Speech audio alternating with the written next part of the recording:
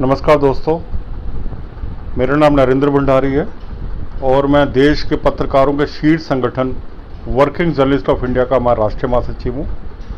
और इसके अलावा IPPCI मीडिया के नाम से मीडिया का 200 व्हाट्सएप ग्रुप चला रहा हूँ पिछले 5 साल से। अलग अलग राज्यों के ग्रुप हैं, ये अलग अलग चीज़ों के ग्रुप हैं। हजारों पत्रकार इस ग्रुपों में शामिल हैं। दोस्तों, आपको ध्यान होगा कि करीब 1 सप्ताह पहले मैंने कुछ विशेष बातें बोली थी कि पिछले 3 टेन्योर में, ये तीसरा टेन्योर अभी चल रहा है, केजरीवाल सरकार ने मीडिया के लिए क्या किया। केजरीवाल सरकार ने मीडिया के लिए क्या किया, ये आज पार्ट 2 है। पार्ट 1 मैंने 1 सप्ताह पहले बोला था। आज 10 अक्टूबर 2020 है। आज मैं पार्ट 2 आपके सामने रख रहा हूँ, अपनी बात रख रहा हूँ। और पार्ट 3 जब इसका करूँगा 1 सप्ताह बाद, तो वो समापन होगा अपनी बात रखने का। उसके बाद तो फैसला आप लोगों ने करना है कि क्या किया जाए और क्या ना किया जाए।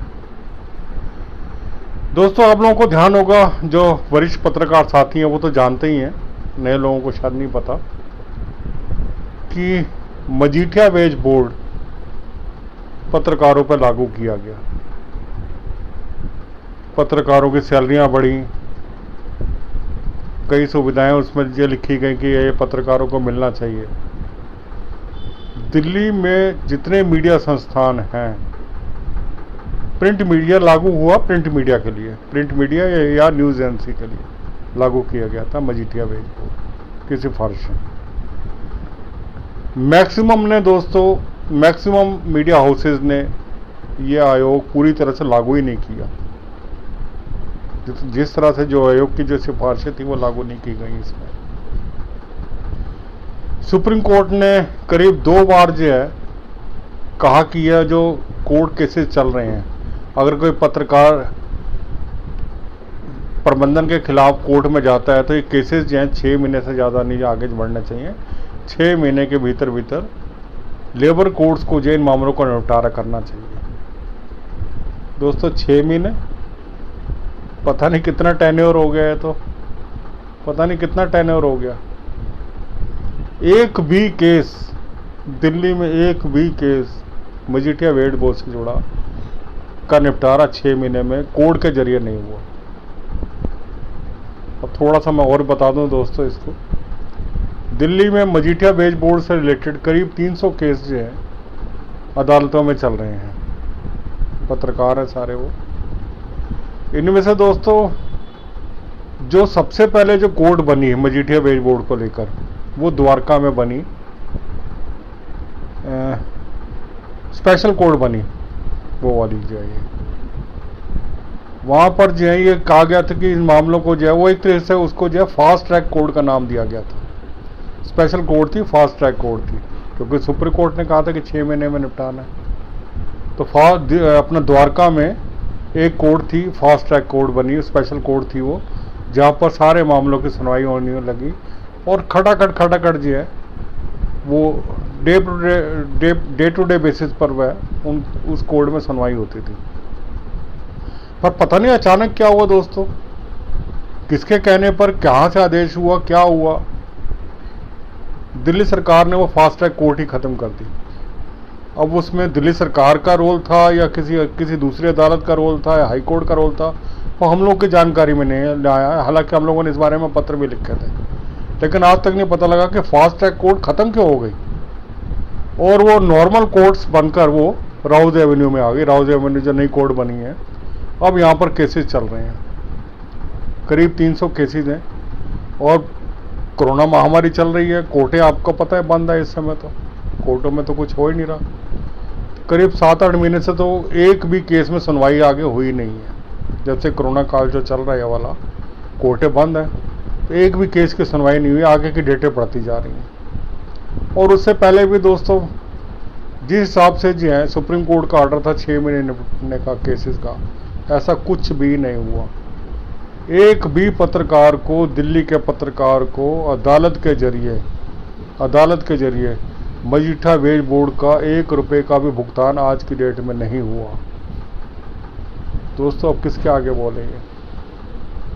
अगर दिल्ली सरकार चाहती तो इसमें बहुत कुछ हो सकता था, बहुत कुछ हो सकता था दिल्ली सरकार चाहती तो। आपने फास्ट ट्रैक कोर्ट ख़त्म ही नहीं करनी चाहिए थी, चलने देते। अगर हाउस एवेन्यू में लाना था उस कोर्ट को तो इसको भी वही नाम देते, फास्ट ट्रैक कोर्ट। यहाँ चलते केस फटाफट, डे टू डे बेसिस पे सुनवाई होती सारे केसेस की। और इसके अलावा अगर किसी का भी मामला चल रहा है यहाँ पर मीडिया संस्थान का, तो उसको सरकारी विज्ञापन बंद कर दो, अभी मत दो विज्ञापन। अगर कोई आरोपों के घेरे में है तो मत दो विज्ञापन उसको। सरकार क्यों विज्ञापन देती है? लाखों रुपए के विज्ञापन इनको क्यों दे रही है? ये किसके लिए दे रही है ये? अगर वो अपने एम्प्लॉयज़ के लिए 1 रुपया नहीं खर्च कर सकते, जो वेज बोर्ड की सिफारिशें लागू नहीं कर सकते, तो क्यों? और उनके खिलाफ जो है दिल्ली सरकार ने कहा था कि अनुशासनात्मक कार्रवाई करेंगे। एक भी केस में क्या हुआ ऐसा? दोस्तों नहीं हुआ, कहीं कुछ नहीं हुआ। आज भी जो है जब केसेस लगते हैं, बड़ी आशा से जो है पत्रकार अदालत में जाते हैं कि जल्दी कुछ रास्ता निकलेगा, पर दोस्तों वो तो अभी तो यहाँ चल रहा है, फिर हो सकता है आगे हाई कोर्ट में जाए मामला, कहाँ जाए अब कह नहीं सकते। लेकिन लड़ाई दोस्तों लंबी है। ये मजीठिया वेज बोर्ड से रिलेटेड लड़ाई अभी तक कहीं कुछ हल नहीं निकला दिल्ली में। और हम लोग जो है फिर से डिमांड कर रहे हैं कि नया वेज बोर्ड बनना चाहिए। बनना चाहिए, मैं भी मानता हूँ कि बनना चाहिए, लेकिन भाई पुराने तो लागू करवा लो, कि सिर्फ पुरानी चीज़ें तो लागू हो जाएं, उसका पैसा तो मिल जाए पत्रकारों को, उसके लिए भी तो लड़ना पड़ेगा हम लोगों को। ये दोस्तों मजीठिया वेज बोर्ड से रिलेटेड था। अब दूसरा मैं विषय आ रहा हूँ मैं। दोस्तों दिल्ली में पत्रकार, जितने भी पत्रकार हैं, मैक्सिमम जो है मध्यम श्रेणी वर्ग से आते हैं सारे लोग। जो हम लोग, चाहे मैं हूँ चाहे मेरे ज़्यादातर साथी हैं, हम लोग कोई हाई फाई फैमिली के लोग नहीं है ना। हमारे फादर्स पेरेंट्स वगैरह कोई करोड़पति हैं या हमारी सैलरियाँ लाखों में थी, ऐसा कुछ नहीं है दोस्तों। हम लोग तो सारे मिडिल क्लास फैमिली के लोग हैं। तो दोस्तों हम लोगों का मानना था कि भाई दिल्ली में जो है हमारी, मतलब अगर मेरे को अपनी बेटी की शादी करनी है या कोई फंक्शन करना है या अपना कोई पारिवारिक समारोह करना है, तो दिल्ली में बहुत महंगी जगहें हैं। आजकल तो आपको पता ही है कि जो भोजन की थाली है वही हज़ारों रुपए में है। ऐसी कोई व्यवस्था नहीं, ऐसी कोई जगह नहीं है। अगर होती, अगर दिल्ली का अपना कोई प्रेस क्लब होता तो ये वहाँ पर सारे जो है आयोजन हो सकते थे। अब थोड़ी सी डिटेल में बैकग्राउंड में जाता हूँ दोस्तों। दिल्ली में 3 प्रेस क्लब हैं। एक प्रेस क्लब ऑफ इंडिया, वो नेशनल प्रेस क्लब है, पूरा राष्ट्र देश का प्रेस क्लब है। वो 1957 में जिसकी स्थापना की गई थी, और जिसमें ज़्यादातर पत्र, और वो भी बहुत छोटी से स्थान पर अभी चल रहा है, आपने देखा ही होगा दिल्ली में रायसेना रोड पे। और उसमें जो मेंबरशिप जो है, ज़्यादातर जो मेंबर्स हैं उसमें जो PIB एक्रेडिटेड हैं, ब्यूरो कवर करते हैं, नेशनल रिपोर्टिंग करते हैं। कुछ हो सकते हैं लोकल भी हों, ऐसा नहीं है कि लोकल ना हो, पर ज़्यादातर संख्या उन लोगों की है। अब जो नए साथी आ रहे हैं मीडिया के अंदर, हजारों नए साथी आए हैं दोस्तों, और सारे जो है, कोई दिल्ली गवर्नमेंट कवर कर रहा है, कोई दिल्ली पुलिस कवर कर रहा है, कोई तीनों MCD कवर कर रहा है, कोई NDMC कवर कर रहा है, कोई दिल्ली मेट्रो कवर कर रहा है, कोई DDA कवर कर रहा है। जितनी भी सिविक बॉडीज़ है दिल्ली से रिलेटेड, वो पत्रकार वो कवर कर रहे हैं। क्या उनके लिए कोई स्थान है? क्या वो ऐसी कोई जगह है जो अपने परिवार के लोगों के साथ जाकर वो वहाँ पर बैठ सके, अपना समय व्यतीत कर सके? क्या हम लोग समाज के लोग नहीं हैं क्या दोस्तों? क्या दिल्ली के लिए कोई अपना प्रेस क्लब नहीं होना चाहिए था? काफ़ी समय से तो हम लोग भी ये डिमांड कर रहे हैं कि दिल्ली का कोई प्रेस क्लब हो। और फिर यहाँ फिर सरकार की वही बात सामने आ जाती है, बड़े मासूमियत से जवाब आता है कि भाई हमारे पास तो कोई ज़मीन हमारे पास थोड़ी है, भूमि तो हमारे अधीन है ही नहीं। इसमें भी दोस्तों एक मैं रास्ता बताता हूँ मैं। दिल्ली सरकार के पूल में दोस्तों बहुत सी कोठियाँ हैं, जहाँ मंत्री भी रहते हैं, वो सारे दिल्ली सरकार के पूल की कोठियाँ हैं। बहुत सी पूल मंत्री रहते हैं, अलग अलग लोग रहते हैं, अफसर भी रहते हैं। तो दिल्ली सरकार के पूल की कोई ऐसी कोठी नहीं है जहाँ पर इस तरह का व्यवस्था बन सके। दोस्तों है, मैं आज आपको बताता हूँ। सिविल लाइन्स में एक स्थान है 5 शामनाथ मार्ग, बहुत बड़ी कोठी है, वो सरकारी रोड पे ही है बिल्कुल। 5 शामनाथ मार्ग में एक समय पर दिल्ली के पहले मुख्यमंत्री चौधरी ब्रह्म प्रकाश जी रहते थे। दीपचंद बंधु जी भी आए, अन्य कई लोग भी आए, और वो ज़्यादा टाइम वहाँ पर टिक नहीं पाए। वो दिल्ली सरकार के कर्मचारी उस जगह को भूत बंगले के नाम से जानते हैं। पता नहीं ऐसी क्या बात है, हमें तो कुछ समझ नहीं आया। वो कहते हैं तो भूत बंगला है ये, जहाँ पर कोई आता है तो टिक नहीं पाता। और जहाँ तक मेरी जानकारी में मैं जानता हूँ कि भाई शायद दिल्ली सरकार के 1-2 मंत्रियों ने भी ये स्थान लेने से मना कर दिया कि यहाँ नहीं आएंगे, ये बंगला नहीं चाहिए हमें तो कोई दूसरी जगह दे दो। ये बंगला बिल्कुल खाली पड़ा हुआ है, कोई इसका यूज़ नहीं है। दिल्ली सरकार का एक विभाग यहाँ से चलता था, वो भी करीब करीब बंद सा ही है, वो कोई काम ही नहीं है। लाखों रुपया इसके रख रखाव पर खर्च हो रहा है। तो क्या दिल्ली सरकार के पूल की जगह पर दिल्ली प्रेस, यहाँ पर जो है दिल्ली सरकार कवर करने वाले, एमसीडी कवर करने वाले, दिल्ली पुलिस कवर करने वाले, डीडीए, एनडीएमसी कवर करने वाले, क्या उनके लिए कोई जगह नहीं बन सकती क्या यहाँ पे? अगर दोस्तों बहुत बड़ी जगह है ये, अगर ये जगह बने तो क्लब भी बन सकता है और यहाँ पे छोटे मोटे फंक्शन भी हो सकते हैं। और भूत बंगला तो जिनके लिए होगा, हम तो पत्रकार हैं, हम नहीं मानते किसी भूत को। हमें दे दो, हम भूत से अपने आप देख लेंगे। अगर कोई भूत होगा यहाँ पे तो हम देख लेंगे। तो दोस्तों मेरी एक रिक्वेस्ट है कि ये जगह जो है 5 शामनाथ मार्ग पर एक जो है, आप सब लोग भी डिमांड करो कि इस जगह पर कुछ ना कुछ जो है एक अलग से प्रेस क्लब की स्थापना होनी चाहिए। जो दिल्ली के पत्रकार हैं उनके लिए अलग होनी चाहिए। ऐसा नहीं है कि हर स्टेट में एक ही प्रेस क्लब है। दिल्ली में तो 3 प्रेस क्लब है। प्रेस क्लब ऑफ इंडिया है, उसका बिल्कुल साथ में ही वुमेन प्रेस कॉर्प्स है, और जो विदेशी मीडिया कवर करते हैं प्रगति मैदान पे, उनको शॉर्ट में उस जगह को कहते हैं फॉरेन कॉरेस्पोंडेंट क्लब, वो भी तो है। 3 प्रेस क्लब तो है ही। और हर स्टेट में दोस्तों जिले वाइज प्रेस क्लब बने हुए हैं, हर स्टेट में जिले वाइज बने हुए हैं। ये नहीं कि अगर यूपी में तो सिर्फ लखनऊ में ही होगा, लखनऊ में भी 1-2 है, और हर स्टेट में है ये, ज़्यादातर स्टेटों में है।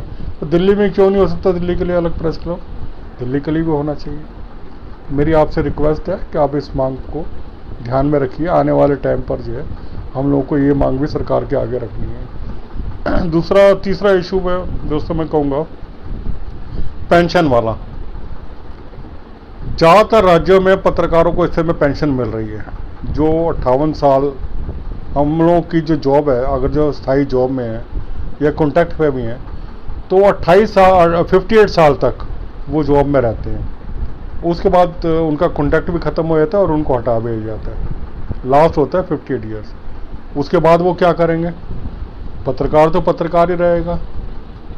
अगर वो फ्रीलांसिंग भी करते तो कितना कमा लेगा दोस्तों फ्रीलांसिंग से? आपको तो पता ही है सारे लोगों को, कितना कमा लेगा फ्रीलांसिंग से? कोई कुछ भी नहीं, थोड़ा बहुत राशि है, क्या उससे घर चल जाएगा? तो दोस्तों मेरा सरकार से मानना है कि जिस तरह Rajasthan government, Chhattisgarh government, Madhya Pradesh government, Telangana, Andhra Pradesh, Kerala अपने अपने पत्रकारों को जो है पेंशन राशि देती है, पंजाब सरकार दे रही है। कोई 12,000 देता है, कोई 14,000 दे रहा है, कोई 15,000 दे रहा है, कोई 16,000 दे रहा है। दोस्तों दिल्ली में तो बहुत कम संख्या में ऐसे पत्रकार हैं जो कि 15 साल से रिपोर्टिंग करने के बाद जो है रिटायर हुए हैं, जिनके पास 15 साल की मान्यता है दिल्ली सरकार की। दोस्तों उन लोगों को जो है वो पेंशन मिलनी चाहिए, एटलीस्ट 20,000 रुपये जो है पर मंथ उनको मिलना चाहिए। बहुत कम संख्या होगी है, ज़्यादा बड़ी संख्या नहीं है, सरकार पे ज़्यादा लोड नहीं पड़ने वाला। मेरा ये मानना है दोस्तों कि उन लोगों को जो है वो पेंशन के हकदार हैं, उनको पेंशन मिलनी चाहिए। दिल्ली सरकार को इस बारे में जो है गंभीरतापूर्वक विचार करना चाहिए। और इसके अलावा दोस्तों पेंशन के अलावा मेरा ये मानना है कि अगर कोई पत्रकार रिटायर हो जाता है तो जब तक वो जीवित है, या अगर उसकी पत्नी जीवित है या उसका पति जीवित है, जब तक वो है तब तक सरकारी जो खर्चा है जो दूसरे पत्रकारों को मिलता है, मान्यता प्राप्त पत्रकारों को मिलता है इलाज का, वो वैसी इलाज की सुविधा उनको, चाहे वो जॉब में है या नहीं है, उनको इलाज की सुविधा दोस्तों मिलनी चाहिए। उनको लगातार ये जो है बहुत अच्छा काम अगर हो सकता है, अगर ये होता है तो उनको इलाज के लिए, ये नहीं कि रिटायर हो गए और इलाज के लिए किसी को हार्ट अटैक हो जाए, किसी को कोई बीमारी हो जाए, आजकल तो पता भी नहीं लगता, तो वो भटकता रहता है बेचारा, उसके पास पैसा ही नहीं होता। मीडिया में कि जॉब में पैसा ही कितना होता है दोस्तों, और रिटायरमेंट के बाद मिलता कितना है? कुछ भी नहीं, ना के बराबर। 2 लाख, 3 लाख, 4 लाख, 5 लाख। और हमारी पेंशन कितनी है? अगर कोई रिटायर, जो जॉब से रिटायर होता है, पेंशन कितनी है? 300 रुपया पर मंथ जो पीएफ अकाउंट से मिलता है, 400 रुपया, 350 रुपया, इतना ही तो मिलती है पेंशन। तो दोस्तों एक जो है हैंडसम पेंशन जो है वो सरकार अपने लेवल पर दे, जैसे कि दूसरी राज्य सरकारें दे रही हैं। दोस्तों आज मैं 3 बातें ही कहूँगा, क्योंकि ज़्यादा लंबा हो जाता है तो फिर वो लोगों को परेशानी भी होती है और मोबाइल पर भी लोड आता है। तो आज मैं इतनी बात कहूँगा, और मैं अगले हफ्ते में कुछ और जो विषय हैं वो आपके सामने रखूँगा। तब तक के लिए धन्यवाद।